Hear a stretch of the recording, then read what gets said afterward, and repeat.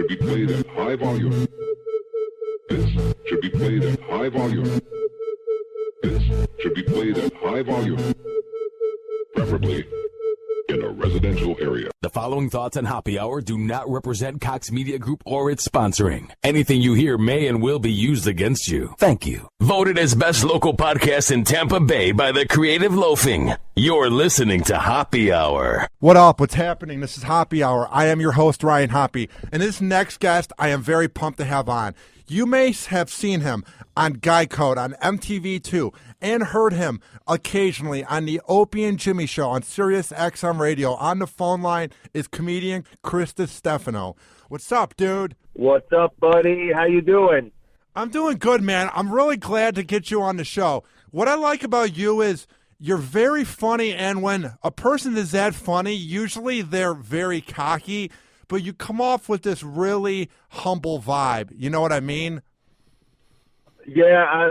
Thanks, man. I appreciate that. My dad and was like a real old school Italian guy, so there would never be any room for cockiness growing up. And then my mom is kind of like very educated, articulate woman, so she always made me feel like I was stupid.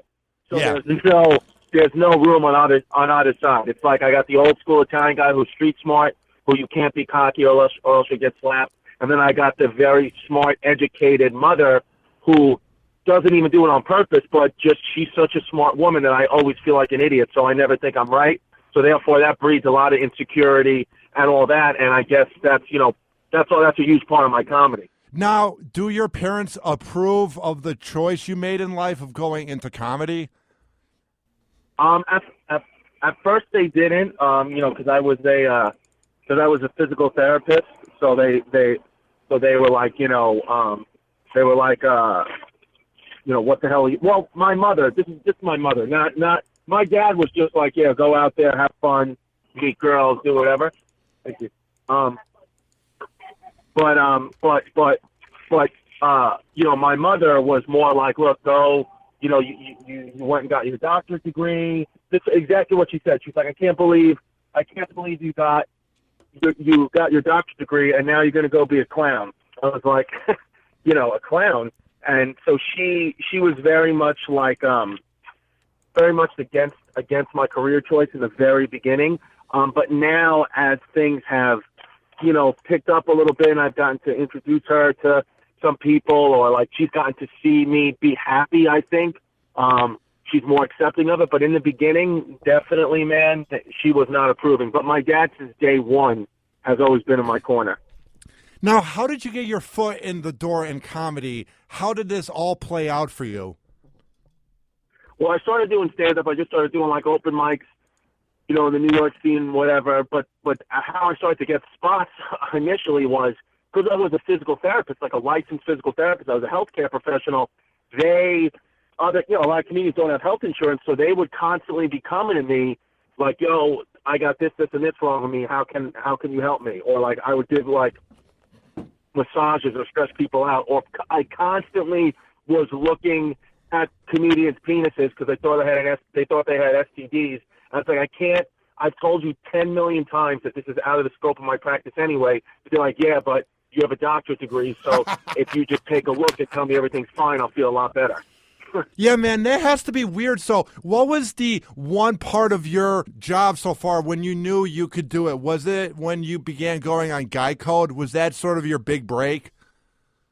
I think, yeah, that's what got me on TV and got me some exposure and able to get out there and headline. But I would say the acceptance of my peers came when I did a David Letterman show. I feel like I was validated, and I feel like, because, doing Guy Code and Girl Code is awesome, and I think it was an amazing experience for me, and I was so proud and honored to be a part of it all. But really, in the New York scene, if you get the David Letterman show, that's like, they're like, okay, you're one of us now. Like, that and getting into the Comedy Cellar. So once I accomplished both those things, I feel like that's when my peers started to say, okay, this guy belongs. Dude, what's it like when you're on Letterman's show? How surreal was that for you, man? It was insane because the other guest was John Travolta. Oh my God! So it was nuts. It was crazy. So so John Travolta, with his Scientology stuff, he sees me, and I'm going up next, and like we're in this little like waiting room, and he goes, "Oh, you're going up next?" I goes, "Yeah," and he goes, "You have on a beautiful suit. Are you nervous?" I was like, "Now I am." What, And then he puts his hand in the middle of my chest, and he just says, "I can feel your heart racing. Let me slow it down." And I was like, "What the hell is happening?" And then he keeps his hand on my chest for like a minute, and just is like breathing in and out, like how I'm breathing, and it was so freaking weird. and I knew it was weird while I was doing it, but I'll be honest, it calmed me down, and I was so much calmer doing David Letterman than I've been doing any other time I've been on TV. David Letterman was when I was the calmest, and it's all because John Travolta. Do you think that was a case of him doing one of the religious practices, or was he just trying to come on to you, dude? I mean, you're not a bad-looking guy, Chris, and I'm not gay. Oh, thank you. Well, yeah, I mean, at first, I was thinking, is it just... At first, I was thinking it's just one of his religious things, and it's what they do, but then when he stuck his finger in my butt, I was like, oh, okay. That's when it got weird. Once it went to the back door, that's when you're like, okay, maybe this is a little more. Right, but, without the finger in the butt, I wouldn't be as calm as I was, so it's really all because of Travolta's pinky finger is why I had a good Letterman set. Speaking of finger in the butt, you get to go on the Opie and Jim Norton show a lot with that degenerate known as Jim Norton. How great have they been for you, man? How supportive have they been, Opie and Jimmy? So supportive. I mean, Opie and Jimmy, they've had me on. I mean, I feel like I'm on once a week at this point. And it's a real blessing to kind of get in with those guys. And Opie and Jimmy have helped me, not only on the show, but they helped me, in other aspects of my life, my personal life, give me advice, or, Jim especially will, give me up, he's been doing comedy so long, I can come to him with a joke, or I can come to him with a question about a certain comedy club, and he'll answer it. And then Opie, with all his experience and years in the game, is just a good guy to have around. And tell you the truth, he's kind of becoming like a guy I speak to, 3-4 times a week, no matter what, just checking in and saying hello. And I really feel like, him and I have developed a good rapport, and he's a really good guy. And I think he's one of those guys who will always be like a lifelong friend for me. Opie, to me, is an underrated radio mind. To me, he is perfect at seeing which comics to get on his show. He's sort of like a radio scout, He's a very good quarterback at his job. That's what I love most about him, Yeah, he is. He's very much like, and he knows which comics, or he has a good idea of which comics are going to work better with a guest. So it's not just random bookings with him. It's not like, oh, hey, come in any day you want. He looks at his schedule, and he's very meticulous about it. But I think, how much attention he pays to detail is the reason why he's been in, radio business for over 25 years and been successful, is because of, how serious he takes it. So it's a credit to him, and I've learned a lot from him in that. Even though I'm not in the radio business, I've learned about perfecting the craft and trying to put everything you have into it. But that's the only, because a lot of this entertainment, people look at it like it's a sprint. They want to sprint to the top, but it's really not a sprint. It's a marathon. It's all about longevity, because a lot of people can get hot for a couple of years, but can you stay hot? And I feel like Opie has stayed relevant for a very long time. So I've learned a lot from him. What is some of the best advice that either him or Jim have given you over the past few times you've been on the show or off air?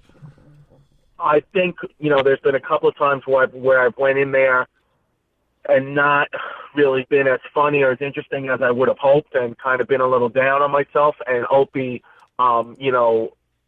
reminded me constantly that, the show starts tomorrow. He would always say that. He'd be like, look, the next show starts tomorrow. So if you didn't feel like you had a good performance on this show, that's fine, because there's going to be another show tomorrow. You may not be on it, but there'll be a show. You'll be on the show tomorrow eventually. So that's what kind of his advice was, like, forget about whatever happens. He said nothing I could say or do is going to get me banned for life unless it's ridiculous. So he was like, you've already kind of cemented yourself in here, so just just worry about the show. If you feel like you didn't have a good show today, you'll get on the show tomorrow. So I think that's been good. That takes a lot of pressure off me in the studio because it makes me feel like if I throw a joke up there and it bombs, he's not going to be like, we can never have Chris on again, Now, when you've been there have been some big names that have come by and sat in on the show. What are some examples where you were just geeked out or you could not even imagine they're in the same room as you? Let's see. Well, Kurt Russell was pretty cool. That was a cool interview to do, to be a part of with him. But I would say geeked out. David Duchovny was on a couple weeks ago, and that was a lot of fun because I used to watch the X-Files and stuff.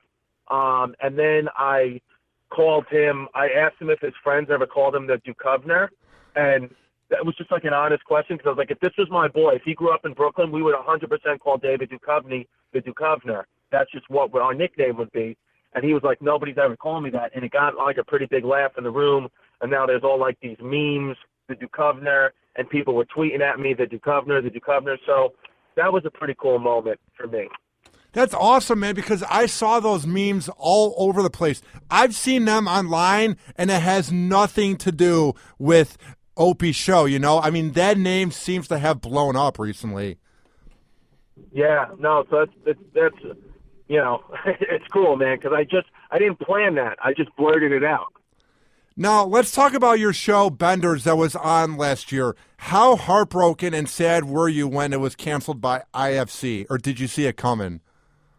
No, we actually didn't see it coming, man. We really thought it was going to get picked up because, IFC said that, they like to stay with shows and give them some time to develop, but for some reason they went another direction with our show. But I'll tell you what, man, getting to work on a project with, Dennis Leary and the guys who actually created Jim Serpico and Tom Saletti, who have, been with Dennis Leary for years, directed Rescue Me. They're on that new show, Sex, Drugs, and Rock and Roll. Like they're big time producers. Getting to work with them and learn from them was awesome. And getting some of the guest co-stars like Jim Brewer, Steve Sharippa, Jim Norton, all these guys were on the show, and to get to meet them and watch them work and act with them, I mean, it was really awesome. And we did 8 scripted episodes in a month, which is insane. It's so hard. And shooting day one was May 22nd, and my daughter was born May 19th. So I didn't sleep at all for about 2 months. Because I'd be up with my daughter all night, my girlfriend and I'd be up with her, getting her milk or changing her diaper or whatever, and then I would have a 6 a.m., 5:30 a.m. call time. So it was like boom, boom, boom for me for the whole month of June of last year. But it was, to be honest, probably the best month of my entire life. Dude, when you're having that show and then you're having your kid, then you're going on Opie and Jimmy, and then you're hanging out with your wife, how do you go through the day without getting no sleep? How did you not burn out? I think it was just pure adrenaline, man, because I'll tell you, getting through June, I got through it on that last day of filming. It's like, wow, we made it. But then I don't really remember July much because I was probably asleep the entire month. Yeah, that happens to me too, where you'll work hard for like 3 weeks because I work in promotions here at 102.5 The Bone. And to me, I'll sleep when I'm dead, where there is that point, though, where you're not getting enough sleep and you want to do a thing on, let's say, Sunday, but you go, I think I'm going to sleep all day. You know what I mean? Like, when you work and you love what you do, it doesn't seem like work, Chris, and what I do is not work. But at the same time, it's like there's those days where your body just crashes, dude, Yeah, and you know what I tried to do? I tried to be smarter. Like, my dad is all about working hard. He's all about work ethic. But he's like, because of how taxing it is to be like a new dad and have a young baby, he's like, kind of like, look, work harder, not work smarter, not necessarily harder. So he was like, look, he said, you're on, like, for example, last week, I was filming all day on Monday, and then Tuesday morning, they wanted me to come into Opie and Jimmy, so you got to be in there at 6 a.m. I was going to go Opie and Jimmy 6 a.m. to 10 a.m. Then I had a show in Boston, Massachusetts that night, Tuesday night, so I was going to be done with Opie and Jimmy at 10 a.m., go at, leave at 2 p.m., get to Boston, do my show there at 8, come back that same night, come back whatever, go to bed, Tuesday night or early Wednesday morning whenever I got home from Boston, and then have to be up again, have to be in the city again by 10 a.m. to film something Wednesday.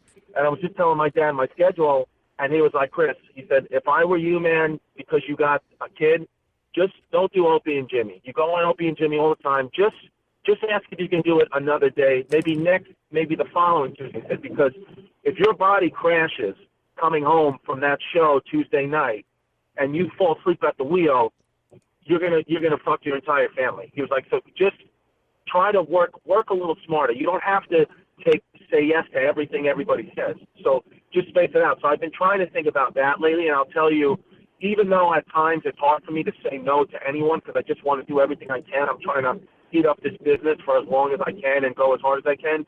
If I just try to time my life a little bit better, I realize that I'm a lot more mentally efficient, on the jobs that I decide to say yes to, as opposed to just trying to cram everything in.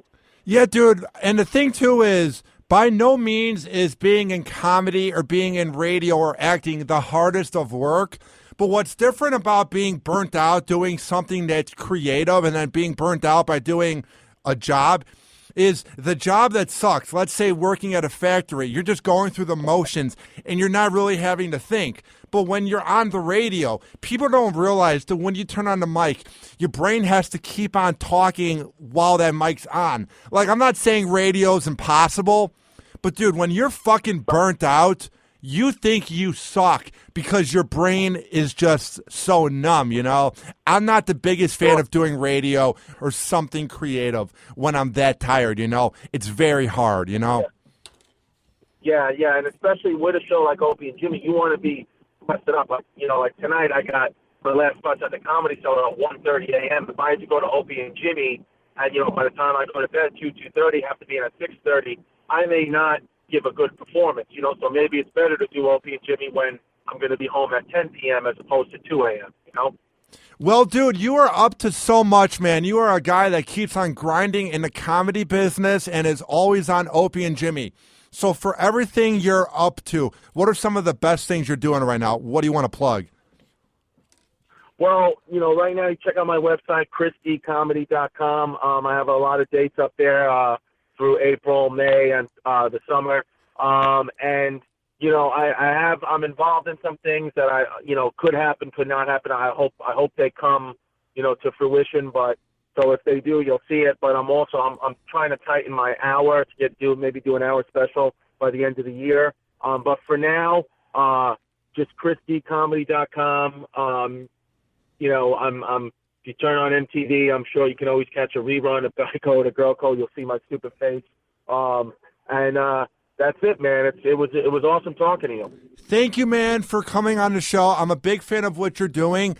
And trust me when I say this is going to be your year. Every time you're on Opie and Jimmy, you absolutely kill it, dude.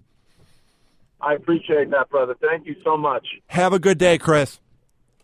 You too, man. All right, bye. Happy Hour. Happy Hour.